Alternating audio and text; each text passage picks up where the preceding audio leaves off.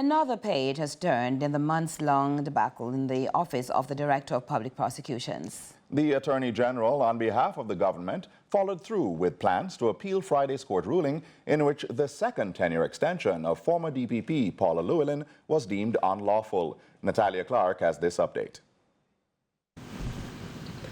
The Andrew Holness-led administration remains steadfast in its endeavor to retain Paula Llewellyn's incumbency in the Office of the Director of Public Prosecutions, following a court ruling that effectively nullified a 2-year extension granted to her last year. The Ministry of Justice confirmed on Tuesday the filing of an appeal. Their contention rests upon the premise that Llewellyn, under the purview of the 2017 Pension Act and the amended Section 96, subsection 1 of the Constitutional Act, is entitled to retain her position until reaching the age of 65. In April 19, 2024, the full court delivered a judgment in the case of Philip Paulwell et al. Against the Attorney General of Jamaica. The court upheld the constitutional amendments confirming the valid extension of the retirement age for these positions to 65 years. However, despite this affirmation, the court ruled that the current DPP, Paula Llewellyn, could not remain in her position until age 65, creating a significant contradiction within its verdict. That's Justice Minister Delroy Chuck.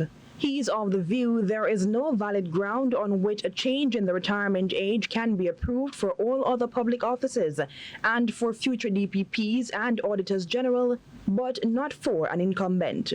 In response to this conflicting outcome, the government, represented by the Attorney General, has filed an appeal with the Court of Appeal to resolve this inconsistency.